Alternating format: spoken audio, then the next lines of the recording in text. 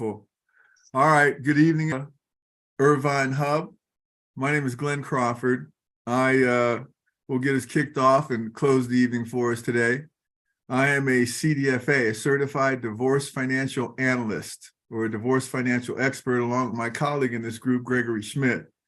We're also both financial advisors, wealth asset managers, but we have a special distinction in marital asset division.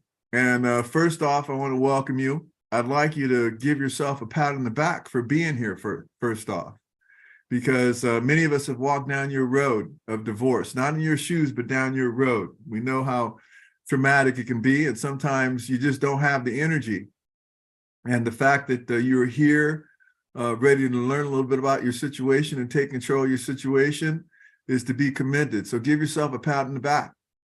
And I also want you to forgive yourself for whatever part you may have played in the circumstance you find yourself in. I believe most people have something to do with their circumstance. I know in my divorce, in my marriage, I did some things I wish I hadn't done. I said some things I wish I hadn't have said. But I can't say I looked in the mirror and did everything I could do to save my marriage. And we're not waving a banner for people to run out and get divorced. But we do feel the divorce market is being underserved. And another piece of advice, and I adopt the identity of a coach in my practice in all things that I do, actually. And what that means is I have one intention, and that's to help people to a better outcome, or like a coach, help his players be better.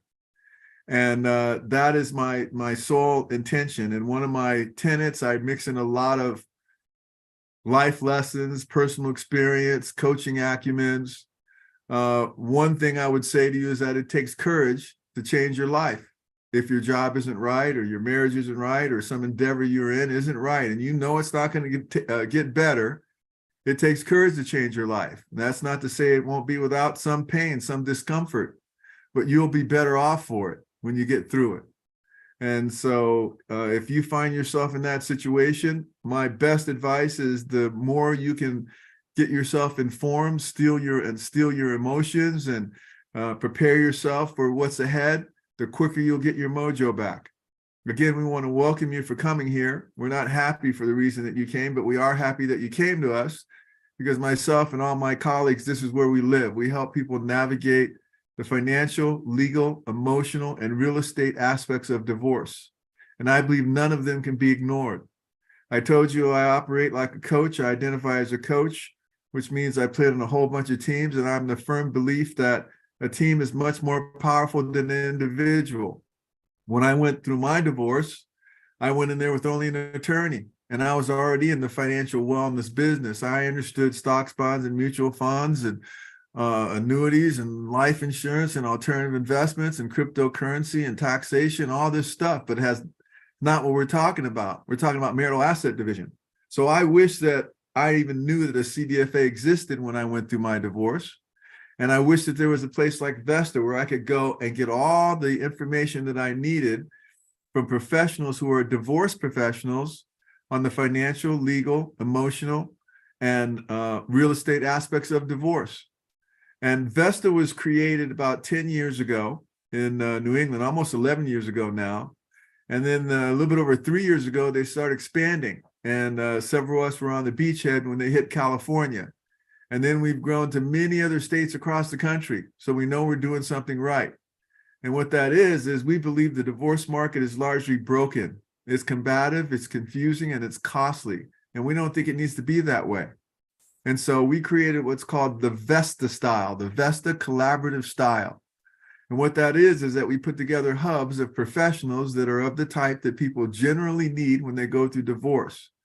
Attorneys, mediators, collaborative attorneys, CDFAs like myself and Greg, real estate people, mortgage lending people, and licensed marriage and family therapists or divorce coaches. Those are the core skill sets of each hub. But beyond that, we have just about any skill set that you would need in the Vesta network in order to get through divorce, i.e. forensic accountants, estate attorneys, business valuation people, parenting coaches, career coaches, just about anything you need. And the idea is this: if people work together collaboratively, which is what we do with your permission. And by the way, you can work with any one of us, any combination of us, or all of us. If you have people outside our ranks, we'll work with them. But if you have people who have experience with one another, confidence in each other, and a fondness for one another, working together, you're employing the powerful power of leveraging. And that can save you time, money, and give you more clarity in your decisions. And one of the things I espouse is that people should make informed decisions, because you don't get another chance to do this. And if you're working with a team that's leveraging their talents, it's a much higher probability that you will spend less money. You will have a better understanding of the impact of those decisions as you go forward in life, because everyone asks, how do I make sense of this?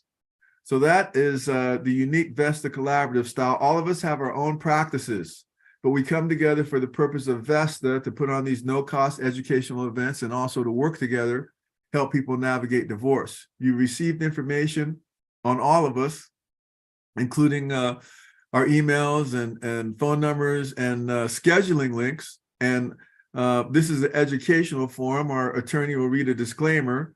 So I highly encourage you to reach out to us for a individual consultation, so we might be able to talk to you more in detail about your particular situation.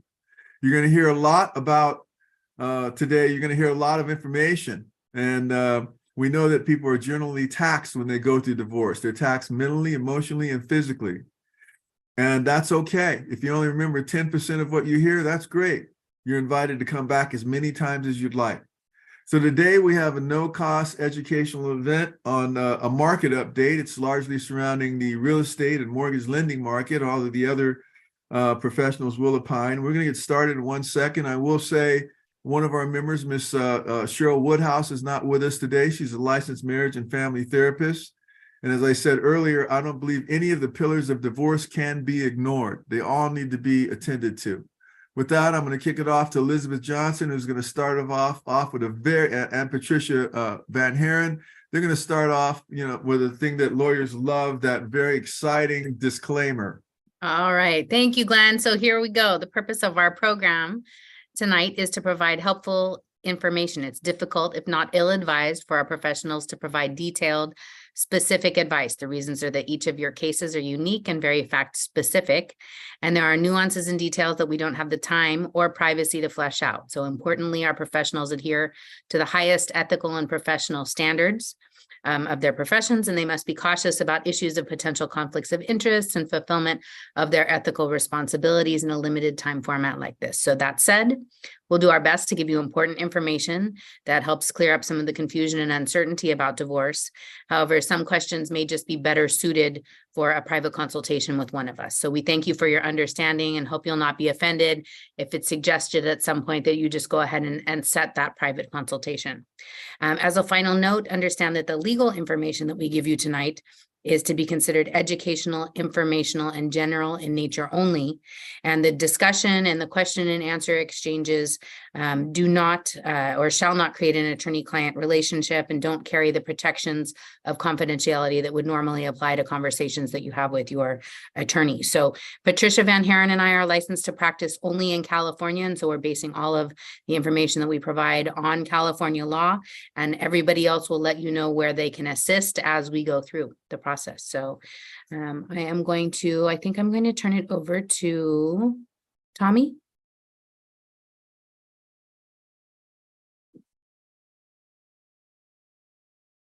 Sorry about that, guys. No worries. Take it away. All right.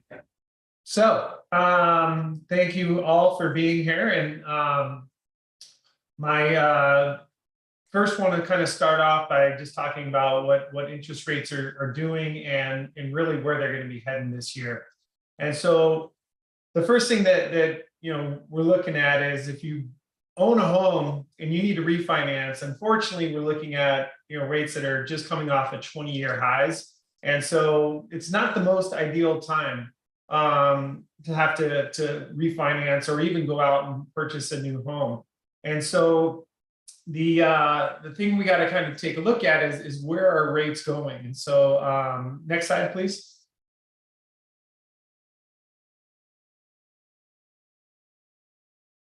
So what we're going to see is we've really seen inflation is kind of the driver of mortgage rates. And I'm going to show you a little chart in a little bit on how that works. But if you kind of look at the consumer price index, which is one of the core readings of inflation, what each one of these little monthly charts or figures represents is that monthly reading for inflation. And so you can see that, October 6th of 2021 had a high reading of 0.6.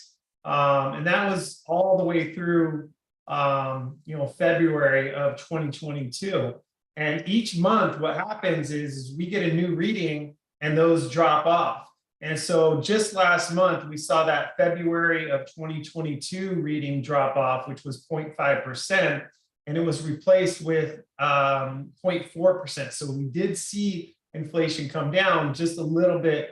Now, the reading that we get next month in April is going to have that 0.3 replaced with probably a very similar number. So we could even see that number go up. And so we're looking to see the April reading that is going to be what happened in March isn't necessarily going to be the best one. But once we get that April and May and June numbers, we're really going to see inflation start to come down. And so even through August, we're really anticipating that inflation is going to make significant impact on and really start to come down. And so next slide, please.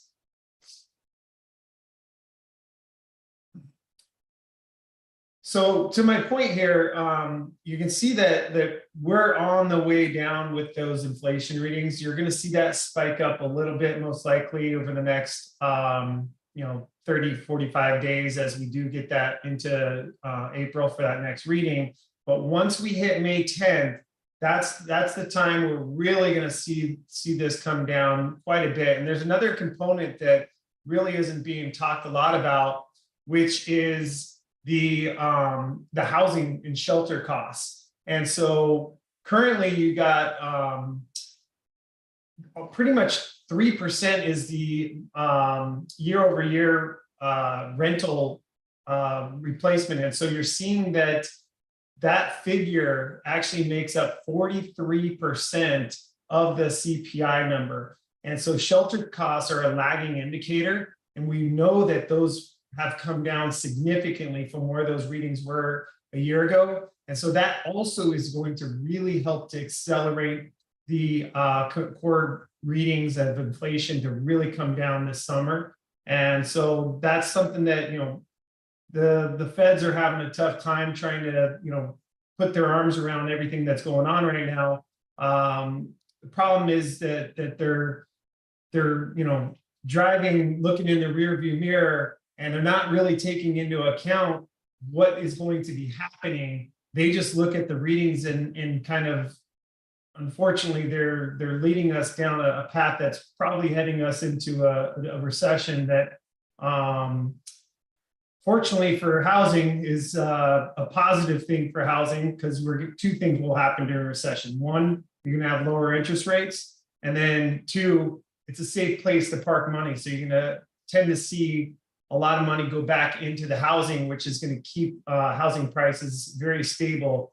And Susan's going to talk a little bit about what's going on with inventory, but that's a huge part of, the issue that we're having with the housing is that there's just not a ton of inventory. And so that's going to really keep home prices stable. So if you are looking to sell, as the year goes by, we're going to see prices probably continue to pick up. Next slide, please. And so why I'm talking so much about inflation is because inflation drives mortgage rates. If you think about a 30-year mortgage, somebody has to borrow that money. And so there's an investor out there that wants to get paid on that risk of them taking out their money. And so inflation is the arch enemy of a long-term mortgage bondholder, because if you figure that, if they're getting a rate of return of 3% on that mortgage and inflation's 5%, they're losing 2% on their money every month. And so knowing that inflation is going to be coming down, that tells us that rates are also going to be coming down. And so, you can see that on this chart, the red line is the CPI, the Consumer Price Index, core reading of inflation. As that has been going up, the yellow line, with the exception of that quantitative easing portion that went from March of 2020 through January of 2022, the feds were just buying up and gobbling up as much mortgage-backed securities and treasuries as they could. And so that was artificially keeping mortgage rates down. As soon as they stopped buying in January of 2022, mortgage rates shot up. And so they had to catch up to inflation, and now inflation is going to start coming down, and so are interest rates. We already saw that starting in November of 2022. And so we're on the downturn with rates, which is a good thing. Next slide, please. Okay, so how do we endure this high rate environment that we're in right now?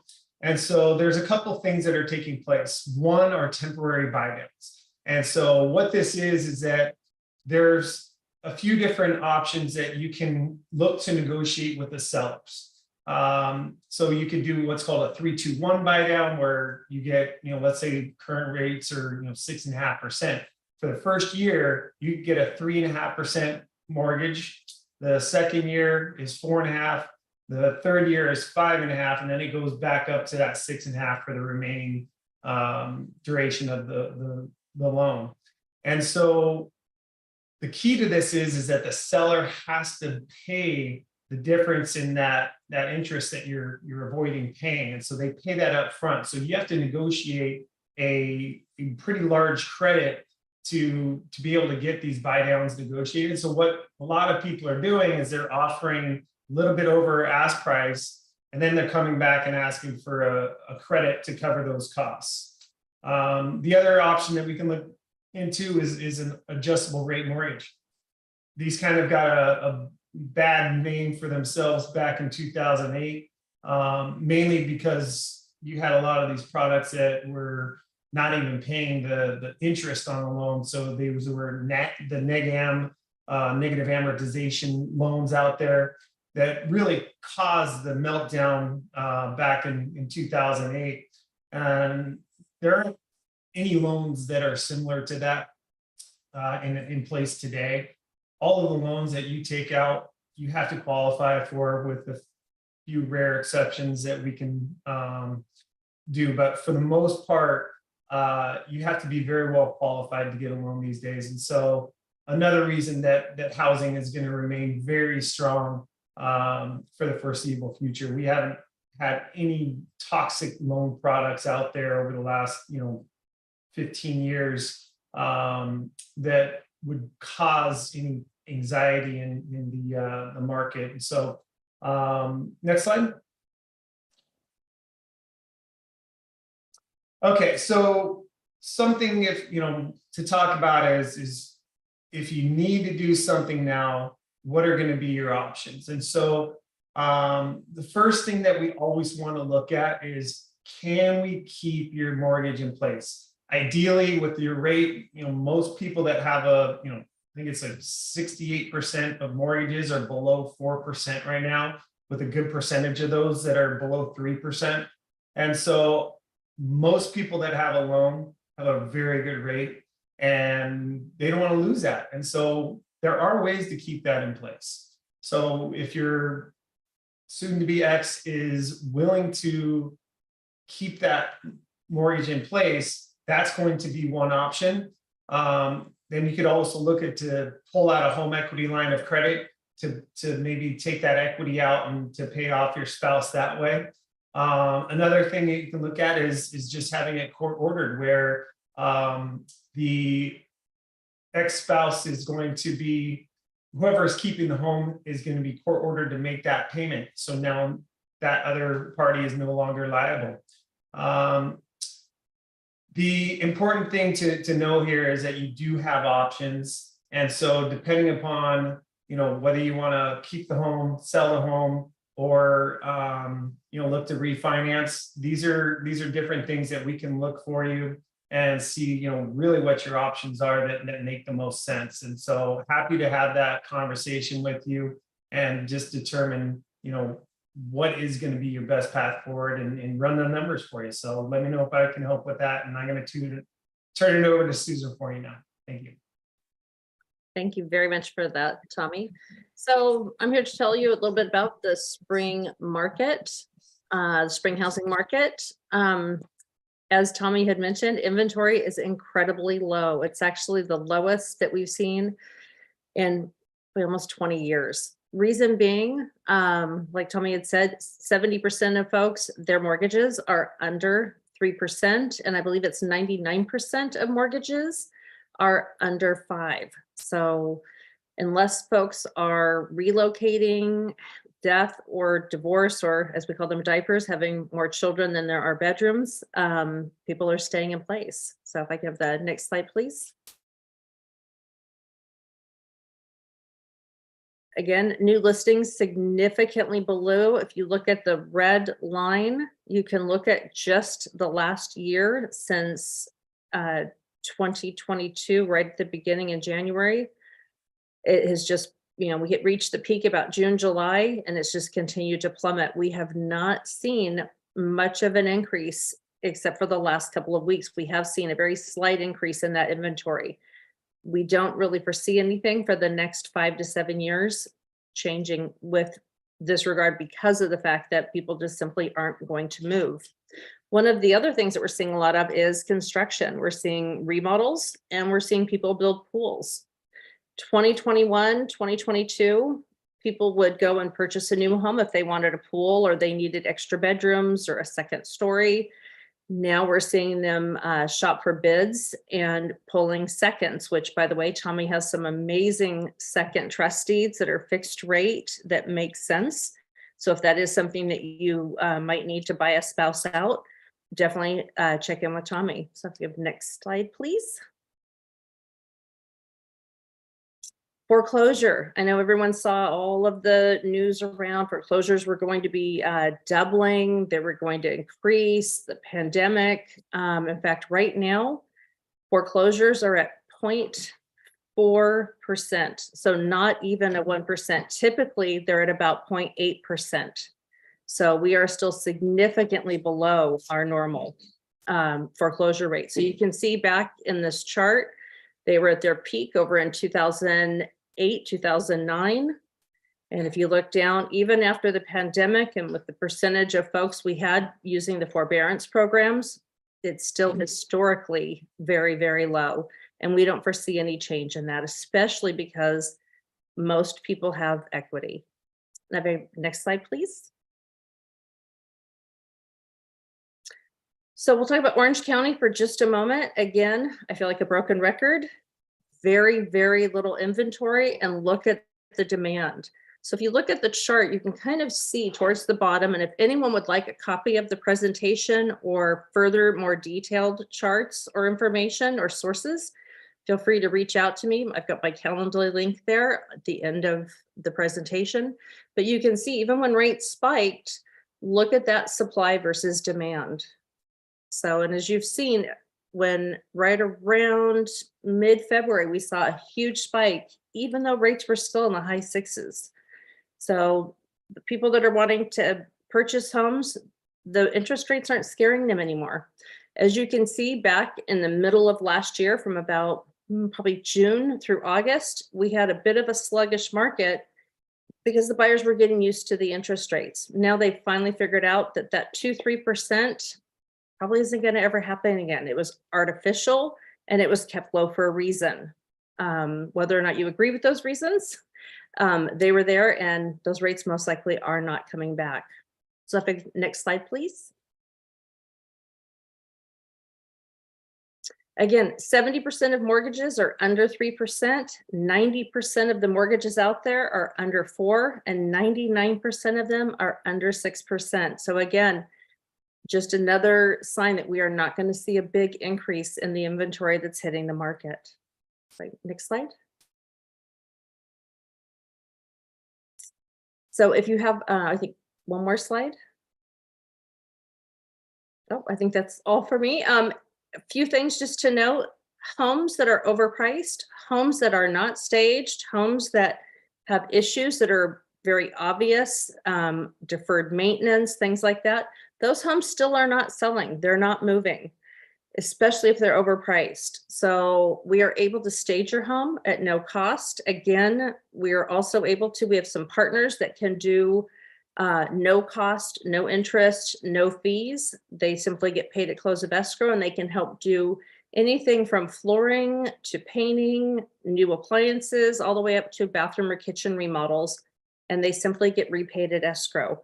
So lots of options. If your home, you are wanting to sell or needing to sell, we do have options for you to make sure that you get every penny that you can. And again, we only will tell you to do things that will get you a good return on that investment. Lastly, again, I cannot tell you strongly enough how important staging is. Staging matters. 17% more money, and homes sell 3 times as fast. So if you have any questions at all, please feel to reach out. My calendar link and numbers will be at the end of the slides. Thank you very much.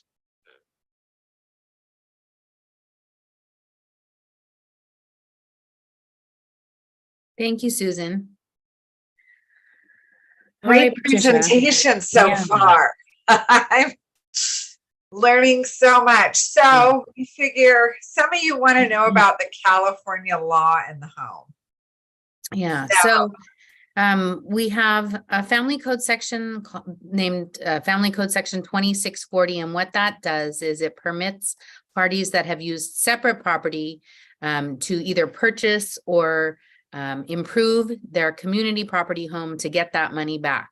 If assuming that you can trace it, that you have, proof of where, where it came from, where it went, that it went in, you get that back off the top. It is the person's burden to who's asking for it back to prove it, though. It is not automatic. So a lot of people assume because they use their separate property for a down payment, it means that they have more equity in the house, that they own more, and more of that house is separate property. And that is not what California Family Code 2640 tells us. Right. The other thing is that with improvements to the house, unlike the down payment, there's a second step where you actually have to prove that the money that you put into the house increased the value. So if you did something where you put in some ridiculous addition or something, and it doesn't actually increase the value of your home, you may not get it back. It's discretionary, and the court can say, no. So this is different than Moore Marsden. And what Moore Marsden is, it's really 2 cases. It's the marriage of Moore and the marriage of Marsden. And these 2 cases guide us as to what happens when one party owns a separate property residence before marriage. The parties make that their community home. And what that looks at are a couple factors. One is the pay down. So did the community use income? So any income that's earned during the marriage is community income, unless you have a premarital agreement that says something else. So if income from either of the parties was used to pay down that principal, then the community is going to establish an interest in the home. And Elizabeth, I'm going to have you come in on the other factor we're going to look at. So the other thing is that, the court can look at, did the equity increase from the time that you were married until the time that it was sold, or you got put on title by your spouse or whatever else. And so if the market was bad and equity didn't increase, then, you know, you don't get anything. But if the market was wonderful and you are, you know, you've been paying on it and the equity actually increased because you've been paying down the principal and the value is increasing, then you can get a portion of that back. And so these, I mean, these happen all the time. You move in with your fiance into their separate property house, and then you get married, and now you're paying their house with your community property earnings. And so then you find your new house, your new wonderful house. Susan and Tommy help you finance and move.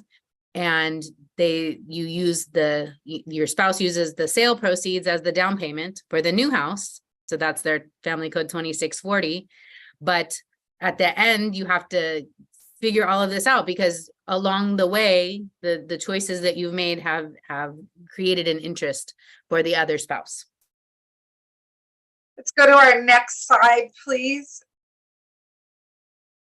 And so here we're just kind of breaking down some key points. So it's important to know that California is a community property state. So any property that's acquired during the marriage, it's considered community property and owned equally.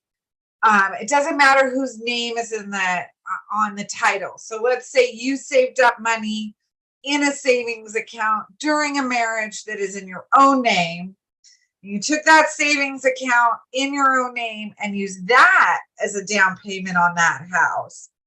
That's not a separate property down payment, because that money was earned during the marriage. So even if you title the house in your name, so that goes to our second point, it includes a family home regardless of who paid for it, assuming it was community funds or whose name is on title.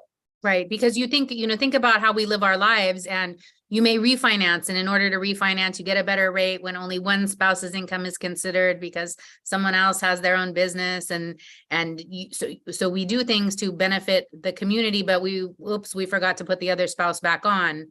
But that doesn't mean that the spouse gave up their interest in it when they signed that interspousal transfer deed to make the refi happen. And so once you file for divorce, that community property of the part of the home has to be divided in that property division. And our financials are going to talk about how that can happen, but somehow it's going to happen in your divorce process. Right. So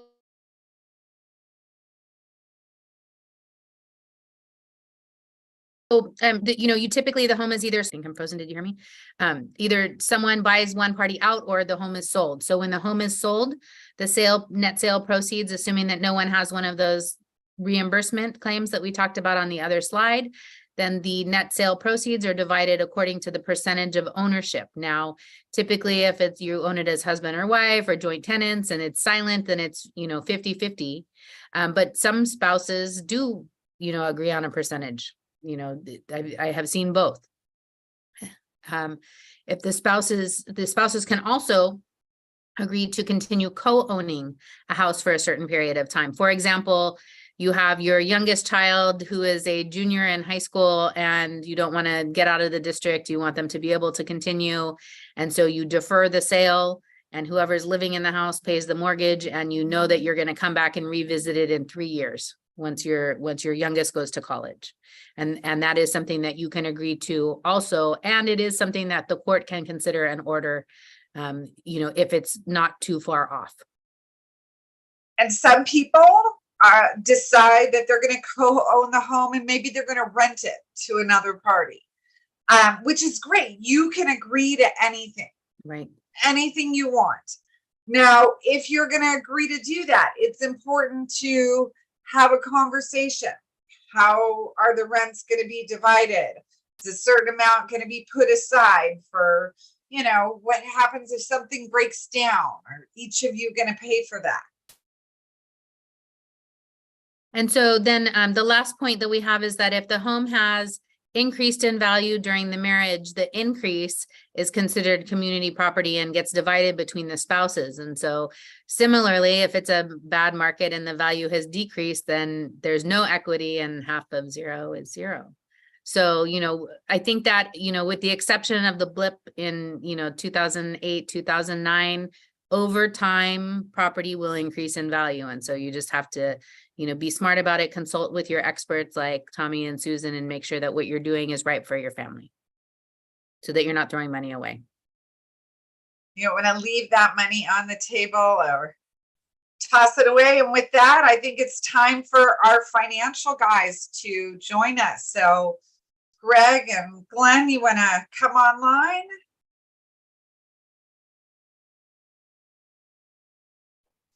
Mouse click didn't quite go through on the mute button. Hi, everyone. My name is Greg Schmidt. Glenn had mentioned me at the beginning. I'm a certified divorce financial analyst and a financial advisor in a more broad sense as well. But as Glenn mentioned earlier, what we're talking about here is nuanced. There are specific issues that come up in divorce cases that may not be obvious in terms of how to deal with them if you don't have any experience with it. And so that's really what the designation is for. We've really been educated on what those issues might be and how they are handled. And there are some really creative solutions out there. But tonight, what I want to talk to you about is really just some of the really high level stuff. We've heard a lot about real estate, especially being in California. Real estate's a big deal because of how valuable it is. Frequently, the marital home and your retirement accounts are the biggest things that you're negotiating over from a asset division standpoint. Obviously, there's child custody and all the other things that are involved. But from a financial standpoint, often your largest assets are your house and maybe your 401k or however your retirement plan iterates itself. So when you're getting ready to do this stuff, one of the best things that you can do is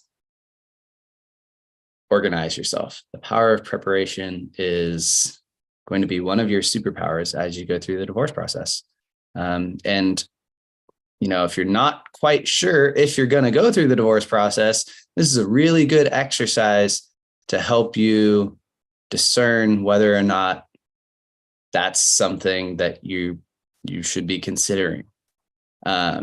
Because inevitably, you're taking the resources that were to support one household and you're going to be supporting now two households with the same resources. And so that presents a whole set of issues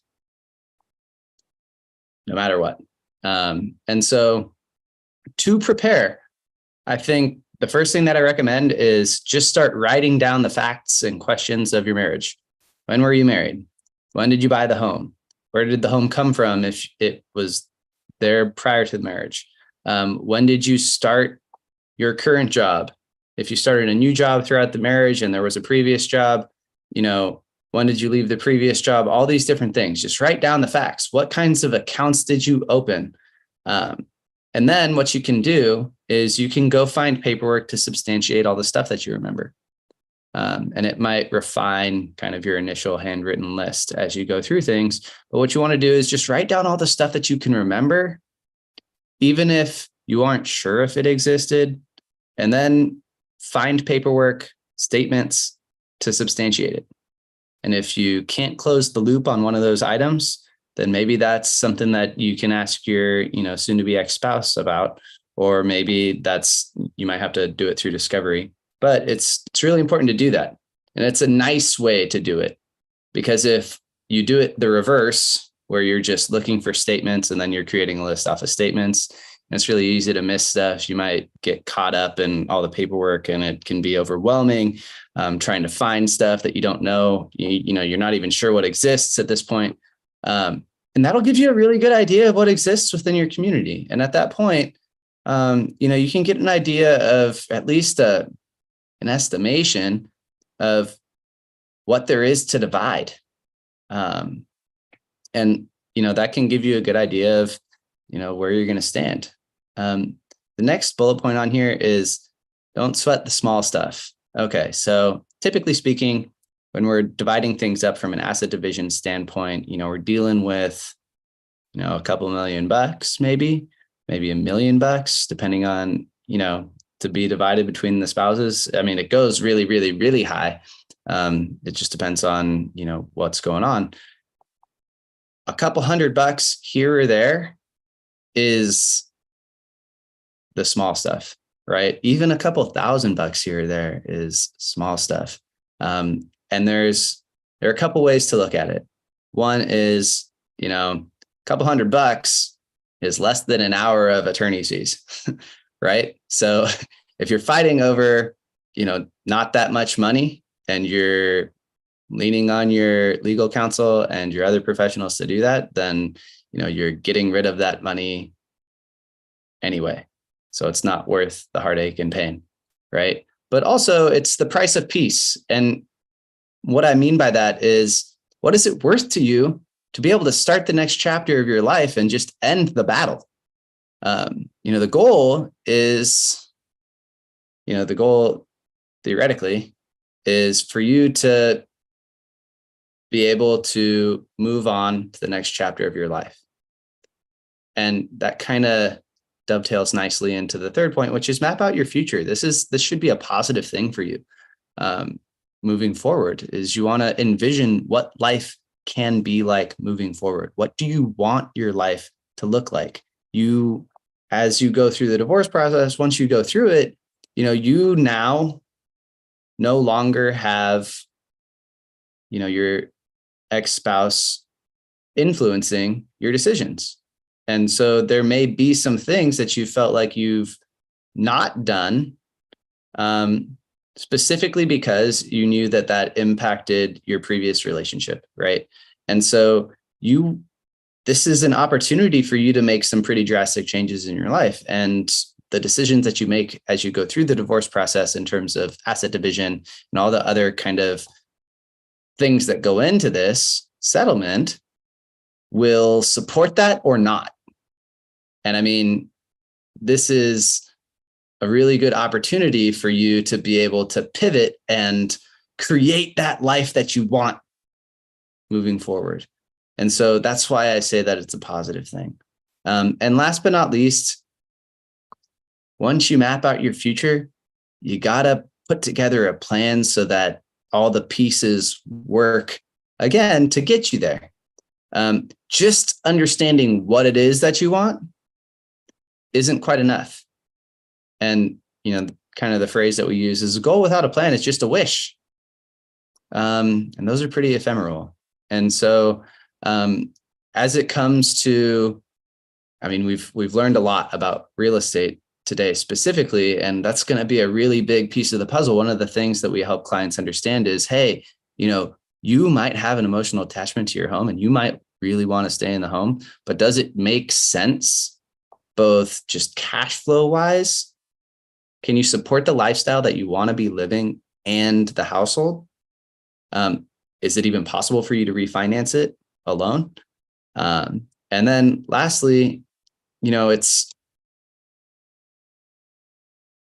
it's really just understanding the long-term consequences of all of the choices that you're making throughout the process. It's not just, can we make it work day one? It's, can we make it work 5 years in the future? Can I still make it work through retirement and those sorts of things? And that's really, really important because, again, you're taking the resources that were meant to support a single household and now you're going to support two. And so that presents some really big challenges. So with that, I'll hand it off to Glenn and he'll take us home.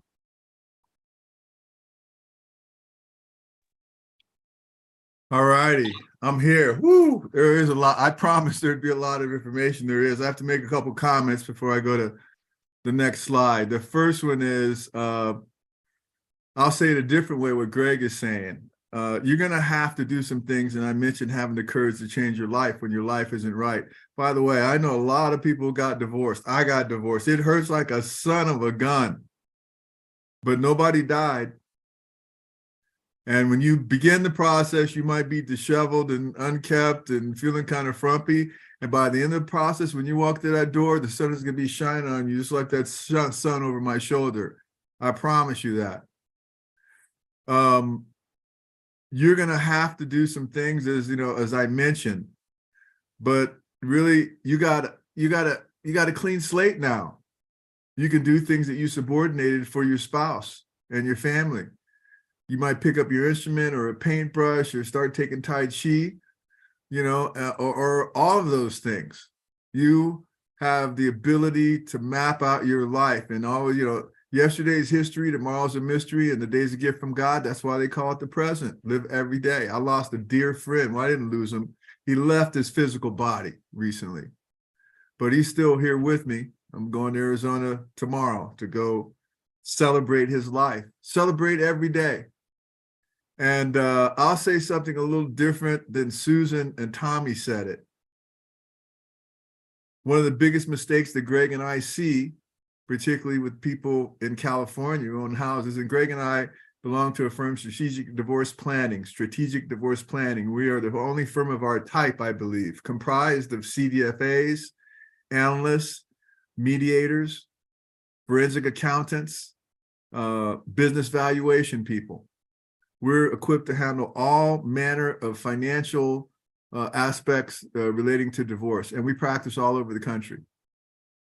One of the biggest mistakes we see people make is that they go to Susan or someone like Susan late. The home is generally one of the biggest assets that you have. You have one chance to negotiate this, and I wouldn't want to take it off of Redfin or Zillow or one of those other sites that are online. The plus minus variance can be very dramatic. I also wouldn't suggest getting an appraisal of your home. It can cost several $100,000. It's only based on historicals. Whereas Susan and her fabulous team will do something called a comparative market analysis, which has knowledge of historicals. She has knowledge of homes that are up for sale and what they're going to go for. She has knowledge that are in escrow and how much they're going to go for. And she'll do it at no charge. You got no downside. I would reach out much sooner rather than later, even if you think you don't need to. It's about being informed. Greg mentioned, and I espouse, and all of us answer the question in some part that everyone asked, am I going to be okay? And to figure that out, I feel like you need to have all the information so you can make informed, educated decisions and be confident in your decision. And Tommy Evans, who is a wizard at mortgage lending. He's a mortgage broker, so he has access to all different types of instruments. I have done business in concert with Tommy for people who weren't the chief wage earner. If you were the CEO of the home and didn't earn huge incomes or any income, believe it or not, there are instruments you can put together that will show income that might qualify you for a home. I submit, wouldn't you want to know? And so come from a position of being informed. And of course, Patricia and Elizabeth are very skilled in their respective fields. Patricia is a collaborative attorney. Elizabeth is a litigating attorney. Sometimes you need one or the other. Even a litigating attorney doesn't need to be a bulldog. They need to be able to advocate on your behalf to come to, with the idea of getting a resolution. And so all these people have high confidence in their work. So let's go to my slide real quick. But I always, have to emphasize the power of not waiting too doggone late to value your home or find out how much home you could qualify for. Because when you go through this process, well, I'll say it in this first bullet. I'll save it. Here are what I call my 5 isms of divorce. My dad was a colonel in the Army. And we got along. My dad was a great guy, not super stern like you might think. Very logical guy. He could have his mind changed, which was pretty cool. One of the best attributes people can have and leaders can have is the ability to have their mind changed. But Dad said, son, there's very few universal truths, but there's a lot of general truths.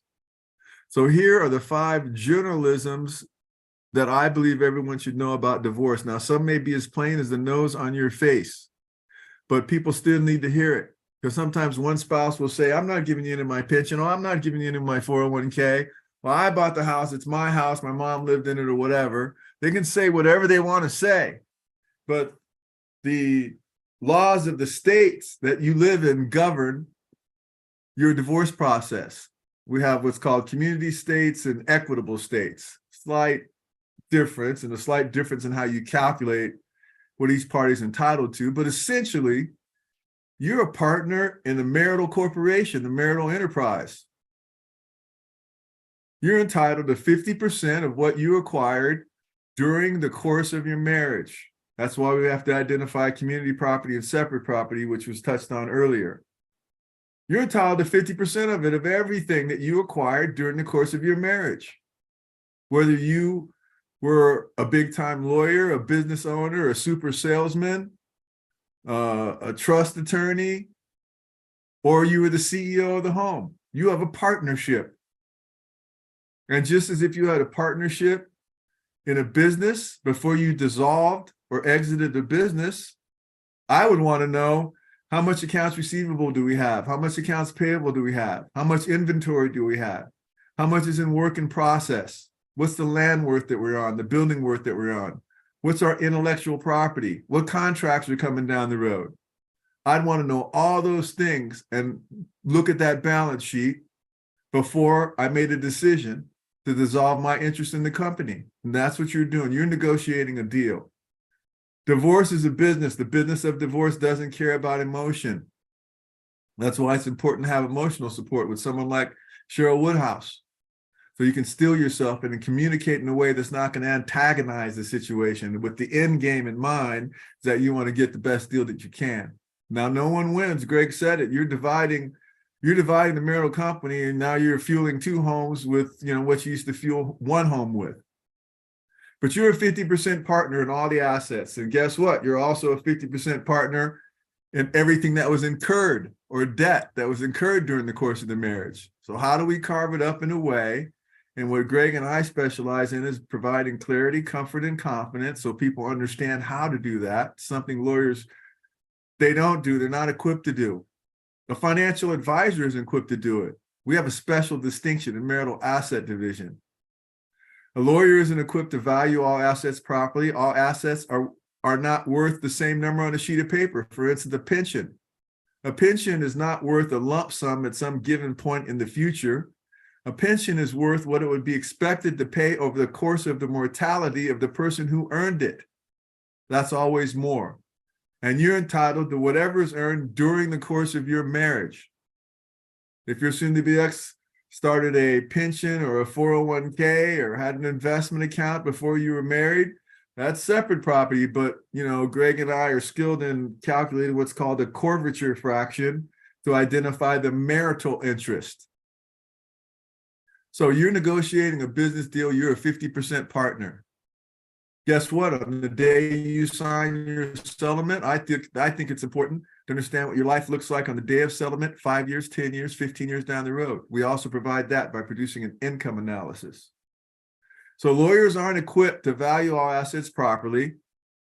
They can advise you what you're legally entitled to, but they can't advise you on what is the impact of that decision, because they don't take into consideration the taxes, the risks, the liquidity, and the ability to generate income. They don't answer the question, am I going to be okay? They also don't talk in terms that laymen understand. And if you're not at your best, it's hard to understand that language. They got their own nomenclature, they got their own formatting, they got their, it's like a foreign language. What Greg and I do is line it up in a way that it's easily understood, A to Z. We can explain every asset, and we can provide creative division scenarios that help you understand the best way to divide them and the impact on your life. Ultimately, you'll save money on attorney fees. You'll have better understanding of what you're doing it, why you're doing it, and how to do it. You'll be able to better provide clear directives to your attorney, and you understand what your life looks like afterwards. So number one, you're a 50% partner. And guess what? On the day that you sign that agreement, you are the CEO, the trustee, and the fiduciary of the Bank of YOU. And I would submit the Bank of YOU, if it was me, deserves some tender care and feeding.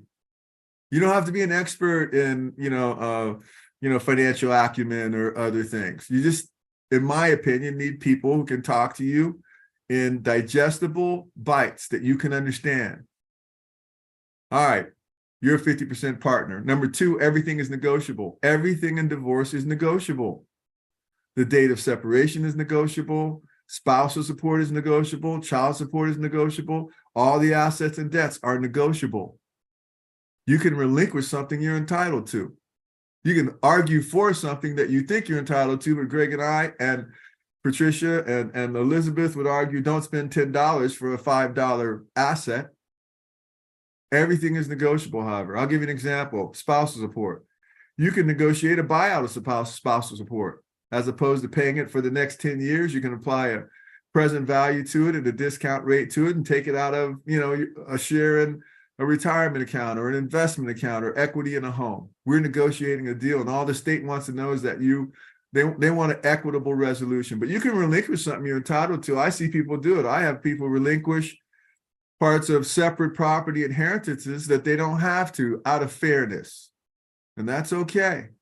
And by the way, even though Greg and I do the numbers and Elizabeth and Patricia do the legal and Susan and Tommy do the real estate piece, you are just as valuable because you know the dynamics of the situation. You might be able to say, you know what, I know she's not, really liable to give up, this piece of a certain asset, but, out of guilt for something she may have done or something he may have done, they're willing to do that.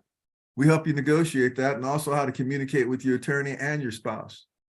Everything's negotiable. Next, you and your soon-to-be ex can agree on anything that you want to agree on. Anything.